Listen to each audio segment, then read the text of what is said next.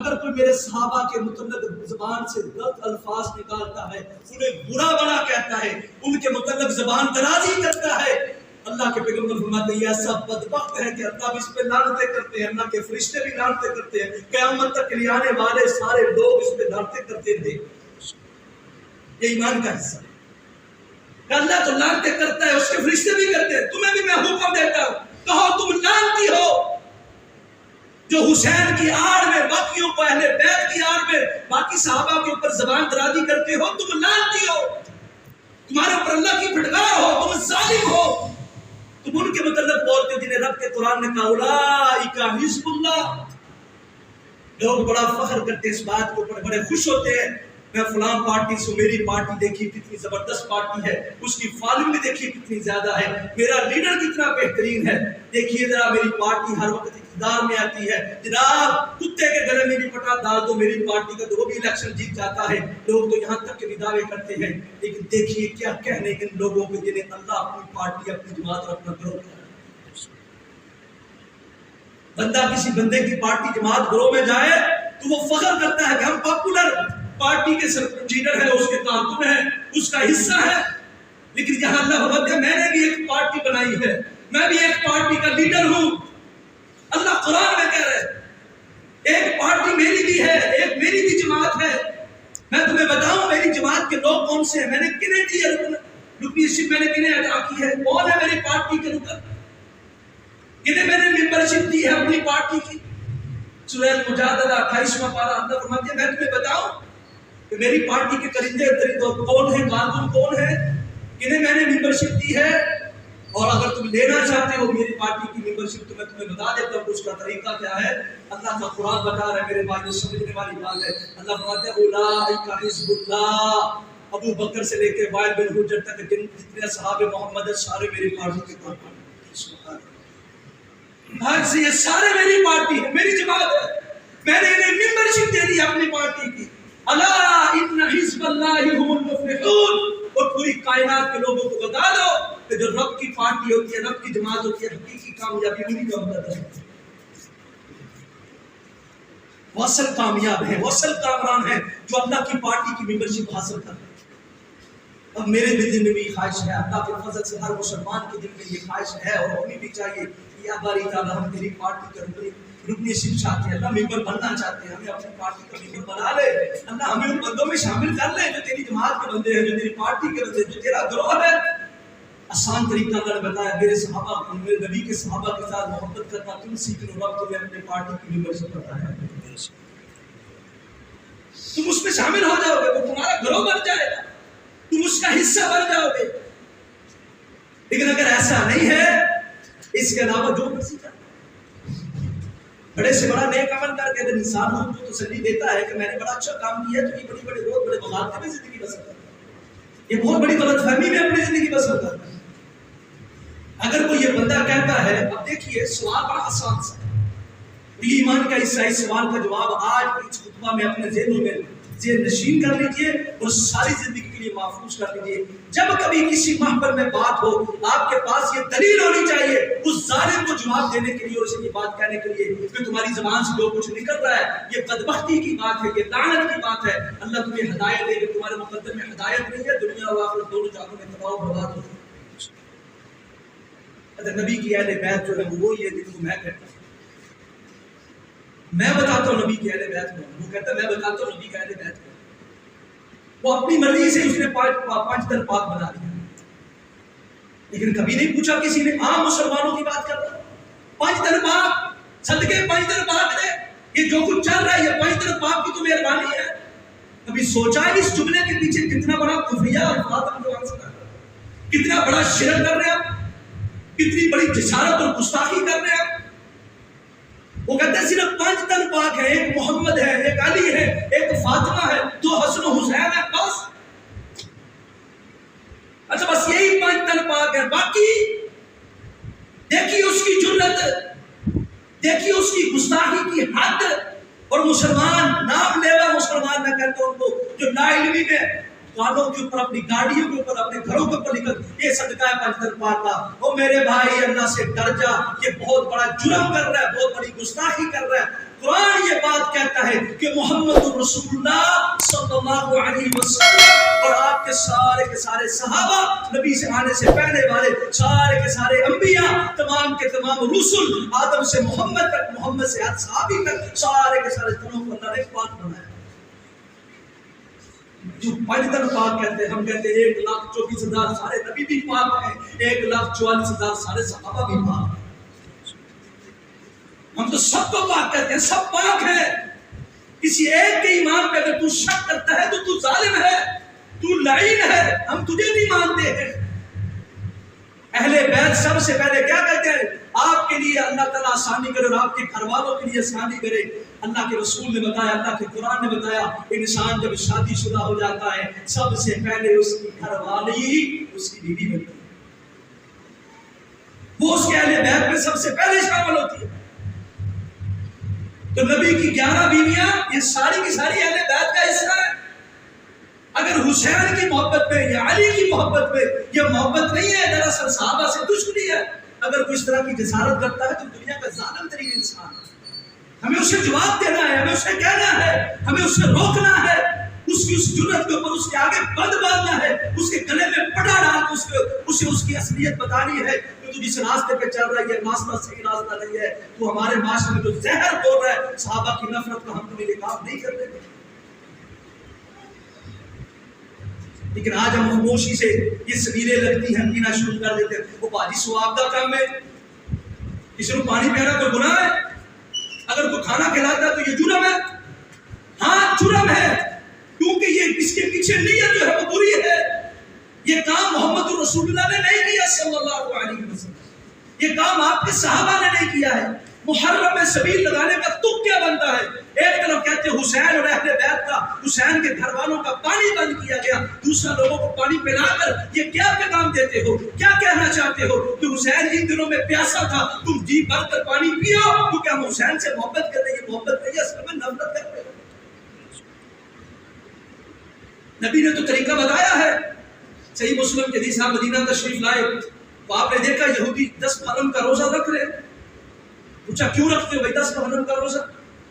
یا رسول اللہ صلی اللہ علیہ وسلم، اس لیے اللہ نے موسیٰ اور آل موسیٰ کو، موسیٰ علیہ السلام کی قوم کو فرعون سے نجات دی تھی۔ 10 محرم کے دن موسیٰ کو اور ان کی قوم کو فرعون کے ظلم و ستم سے اللہ نے نجات دی تھی۔ اس دن فرعون کو اللہ نے اس کی آل اولاد کے ساتھ، سارے اس کے جتھے پارٹی گروہ کے ساتھ سمندر میں غرق کر دیا تھا۔ ہم اس کے شکرانے کے اوپر روزہ رکھتے ہیں۔ کہا پھر تو موسیٰ علیہ السلام کہا ہمارے ساتھ تمہاری بنسبت تعلق زیادہ مضبوط ہے، وہ تو میرے بھائی ہیں، موسیٰ میرے دینی بھائی ہیں۔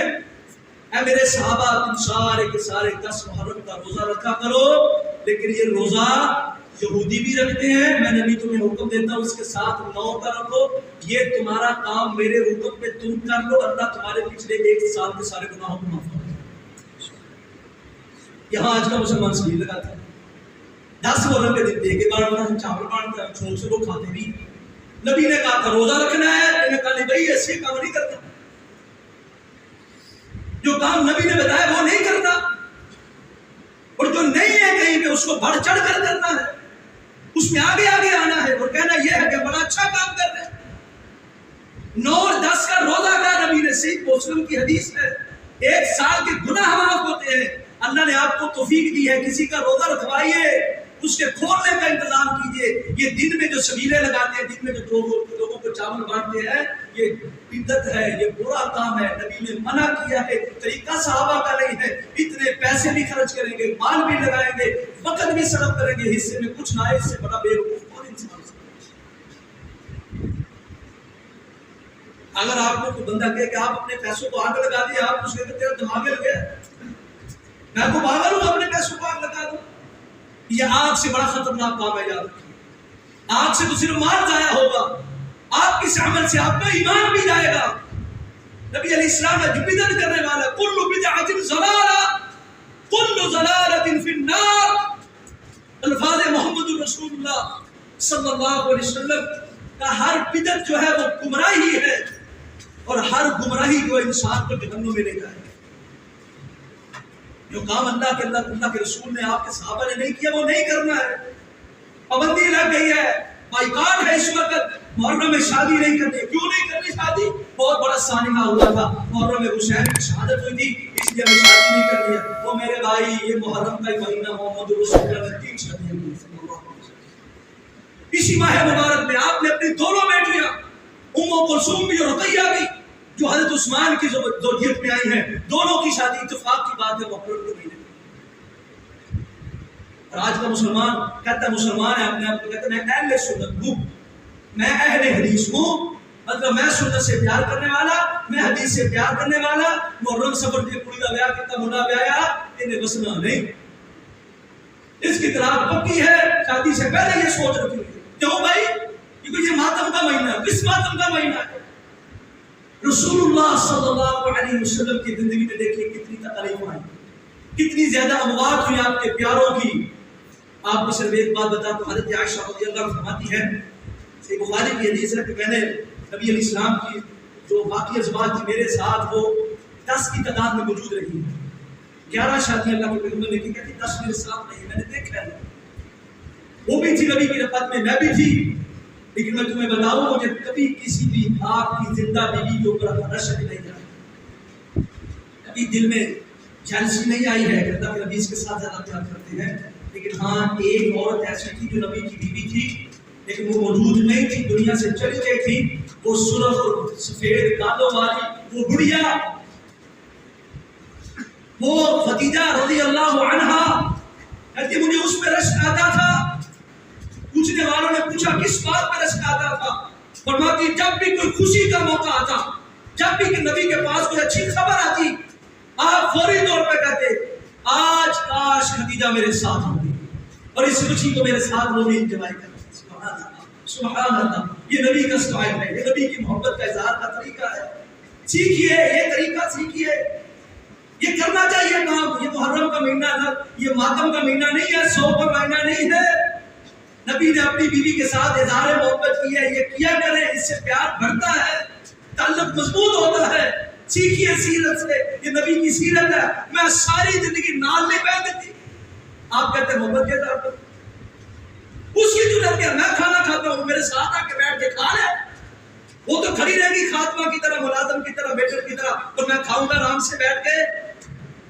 اللہ کے پیغمبر علیہ الصلوۃ والسلام کے پاس کچھ بھی آتا کھانے کے لیے, کہیں سے کوئی تحفہ آتا, آپ کہتے سنو سب سے پہلے جاؤ او فلاں بستی میں خدیجہ کی سہیلی رہتی ہے, سب سے پہلے اسے لے کر آؤ, وہ میری خدیجہ کی سہیلی ہے. خدیجہ تو خدیجہ, خدیجہ کی سہیلیوں کا بھی اتنا خیال محمد رسول اللہ محبت کرتا ہے صلی اللہ علیہ وسلم. جب کوئی غم آتا, تکلیف آتی, پریشانی آتی, اللہ کے نبی کسی تکلیف میں, پریشانی میں مبتلا ہوتے, کہتے ہائے خدیجہ, خدیجہ ایک ایسی ہے کہ جس نے مجھے ہر غم میں میری دھارس باندھی ہے, ہر تکلیف میں میرے ساتھ کھڑی رہی ہے. جہاں کہیں مجھے کوئی دکھ پہنچا ہے, سب سے پہلے جس ہاتھ نے مجھے دنیا میں تھاما ہے وہ خدیجہ کا ہاتھ ہے. اللہ ہمارے گھروں میں بھی ایسی محبت اور پیار پیدا فرمائے. آج کا معاشرہ یقین مانیے جہاں پہ معاشرہ تباہی کی طرف جا رہا ہے, اس کی بہت بڑی وجہ گھریلو ناچاکیاں بھی. ایک نواں طریقہ اختیار کر رہے ہیں. باہر لوگوں کے سامنے بڑے اچھے حاجی صاحب, نمازی صاحب گھر میں ایسے جیسے زبان سے انگارے نکل رہے ہیں اور کہتے ہیں کہ میں جناب بڑا اچھا کام کر رہا ہوں, کہ تو غلط راستے پہ ہے, یہ سیرت کا راستہ نہیں ہے, یہ مصطفیٰ کی تعلیم نہیں ہے. اللہ کے نبی علیہ الصلوۃ والسلام نے بہترین وہ انسان جو اپنے گھر والوں کے ساتھ دیکھتے میں یہ تمہارے پاس اللہ کی بندیاں, تمہارے پاس تمہارے مذاہب ہیں, ان کے ساتھ رہ کیا کر. بات کر رہا تھا کہ محرم اور حرام کو ممنوع قرار دے دیا گیا ہے, اس میں شادی نہیں کرنی, اگر کریں گے تو بربادی آ جائے گی. یہ سوچ اگر کسی مسلمان کی ہے تو اسے غور کرنا چاہیے, وہ تباہی کی سوچ اختیار کر کے زندگی بسر کرے. نبی نے کی ہے بہت بڑا سانحہ, بہت بڑا واقعہ. عزت دیکھیے ان کی, شان دیکھیے ان کی, جن کے ساتھ یہ سانحہ ہوا ہے انہیں ان کی زندگی میں رسول اللہ صلی اللہ علیہ وسلم کی زندگی کے بعد یہ واقعہ ہوتا ہے, لیکن ان کی زندگی میں اللہ کے پیغمبر علیہ الصلوۃ والسلام نے ایک کو دائیں ران پہ بٹھایا ہے, ایک کو بائیں ران پہ بٹھایا ہے. زمانے والے دیکھ رہے ہیں, لوگ دیکھ رہے ہیں نبی علیہ السلام یہ کیا کر رہے ہیں. ایک کی گال پہ بوسہ دیتے ہیں, پھر دوسرے کی گال پہ بوسہ دیتے ہیں, اور پھر کیا کہتے ہیں, کہتے ہیں لوگوں سنو الحسن والحسین رحالتای من الدنیا, یہ حسن و حسین اللہ نے دنیا میں مجھے 2 پھول عطا کیے. محبت کی بات کر رسول اللہ ان کے ساتھ اتنا پیار تھا، یہ پیار رکھیے، رکھنا بھی چاہیے، ایمان کا حصہ ہے۔ میں سید النساء اہل الجنہ و سید الشباب اہل الجنہ الحسن والحسین، جبریل کے ساتھ ایک فرشتہ آیا ہے جو آج آیا ہے، اسپیشلی اجازت لے کے آیا ہے، قیامت تک کے لیے اس نے نہیں آنا ہے، ایک دفعہ آیا ہے اور خاص پیغام لے کے آیا ہے۔ کیا پیغام لایا ہے؟ جبرائیل کے ساتھ تھا، میں نے پوچھا کیا پیغام لائے میرے رب کا؟ کہا جاؤ جس گھر میں نبی بیٹھے اس گھر میں ہی جاؤ، دروازے پہ دستک دو، دیکھو تو صحیح سین، دنیا والوں کو بتا دو ابو ہریرہ یہ سین کیا تھا؟ کہا دیکھو اللہ کے نبی لیٹے ہیں، دائیں طرف اللہ کے نبی علیہ السلام نے حضرت فاطمہ کو لٹایا ہے، بائیں طرف علی کو لٹایا ہے، اور آپ کے پیٹ کے اوپر، آپ کے سینے کے اوپر حسن و حسین بیٹھے ہیں۔ سبحان اللہ۔ کہا جاؤ جا کے نبی کو میرا سلام کہو، اللہ کہتے ہیں جاؤ نبی کو جا کے میرا سلام کہو اور کہو جس گھر میں آپ بیٹھے ہیں اس سارے گھر والوں کے ساتھ اللہ بھی محبت کرتا ہے، اللہ کے فرشتے بھی ان سے پیار کرتے ہیں، اور دنیا والوں کو بتا دیجئے کہ جو علی فاطمہ حسن و حسین سے محبت کرے گا اللہ اس سے محبت کرے گا، جو ان سے بغض کرے گا اللہ اس سے دنیا واقع میں ناراض ہو جائے گا۔ اور پیغام دیجئے کہ اللہ نے جنت کی عورتوں کی سردار آپ کی بیٹی فاطمہ کو بنا دیا ہے، اور جنت میں جتنے نوجوان جائیں گے اللہ نے سارے نوجوانوں کے سردار حسن و حسین۔ یہ محبت ہے بھائی، اللہ کے نبی نے سکھائی ہے، لیکن صرف حسن و حسین کے ساتھ، علی فاطمہ کے ساتھ محبت کا اظہار کر کے باقی صحابہ سے نفرت کرنے والا، بغض و ننال کرنے والا، زبان درازی کرنے والا، شتمگیری کرنے والا، گالی گلوچ کرنے والا، ان کے ایمان پہ شک کرنے والا دنیا جہان کا سب سے بدبخت انسان ہے۔ اس بات کو بربلا کہیے، دنیا کا لعین انسان ہے، پڑھنے درجے کا ظالم انسان ہے، دنیا و آخرت میں اس کا مقدر تباہی ہے جو کسی ایک صحابی کے ایمان میں بھی شک کرتا ہے۔ اسی بات کا ادار کرنا ہے، اسی کا اعلان کرنا ہے، چپے چپے پہ، گلی گلی، نگر نگر، کریا کریا یہ پیغام پہنچانا ہے، روکنا ہے ان ظالموں کو، بدبختوں کو جو صحابہ کو آل اہل بیت کی آڑ میں ستمزیری کرتے ہیں، گالی گلوچ کرتے ہیں۔ ان ظالموں کو بتانا ہے کہ ہر صحابی نبی کا پاک ہے، ہر صحابی کا ایمان پکا ہے، ہم ہر صحابی سے محبت کرتے ہیں، ہر صحابی کی عزت کے لیے، اس کی حرمت کے لیے اگر مر مٹنا پڑے تو ہم اس کے لیے بھی تیار ہیں۔ ہم کسی ظالم کو اس کی اجازت نہیں دے سکتے، نہیں دینی چاہیے، یہ ایمان کے خلاف ہے، یہ محبت کے خلاف ہے، یہ کل قیامت کے مجھے اور آپ کو اللہ کے ہاں کٹہرے میں کھڑا کر سکتی ہے اگر ہمارے دل میں صحابہ کی محبت کم ہے۔ حضرات اس پہ غور کرنا ہے، سوچنا ہے، سمجھنا ہے، اسی کے مطابق زندگی بسر کرنی ہے کہ ہمیں نبی کے ساتھ ساتھ نبی کے ہر صحابی سے محبت ہے، ہم ہر صحابی کی حرمت کا خیال رکھیں گے، ہم اس کی عزت کا دفاع کریں گے، اس کے لیے جو ہم سے ہو سکا اپنی طاقت قوت کے مطابق کریں گے، کسی ظالم کو اس بات کی اجازت نہیں دیں گے۔ ہم اپنے معاشرے میں اس بات کا اعلان کریں گے، وہ کہتے ہیں ٹاپ ٹرینڈ بنا دیجیے، آج سوشل میڈیا کا دور ہے، جو بات زیادہ اوپر جاتی ہے وہ جلدی سنی جاتی ہے۔ میں آپ سے یہ درخواست کروں گا اگر یہی طریقہ ہے اہل کتاب کو سنانے کا تو اس کو ٹاپ ٹرینڈ بنائیے، بتائیے محرم نہیں ہے اس بات کے لیے کہ آپ صحابہ کی اہل بیت کی آڑ میں گستاخیاں کرو، اور ہم بحیثیت مسلمان کو اس بات کی اجازت دیں، ہم روکیں گے تمہیں انشاءاللہ، ہر مقام پہ تمہارا مقابلہ کریں گے، تم اس بات کی اجازت نہیں دیں گے۔ تم کالے ہو، باہر سے بھی کالے ہو، اندر سے بھی کالے ہو، دیکھو تمہاری بدبختی، دیکھو تمہاری ذلت کا عالم دیکھو کیا ہے، کہ تم ساری زندگی پیٹتے مرتے ماتم کرتے گزار دو گے، اسی طرح جیتے رہو گے، اسی طرح مرتے رہو گے۔